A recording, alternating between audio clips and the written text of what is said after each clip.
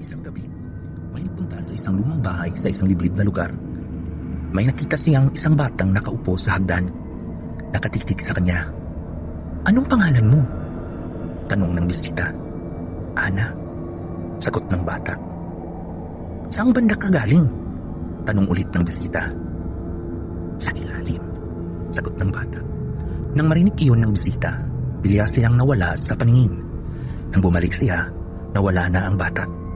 Kinabukasan, nagpunta ang bisita sa mga kapitbahay at tinanong kung sino ang bata. "Ana ba?" sagot ng mga kapitbahay.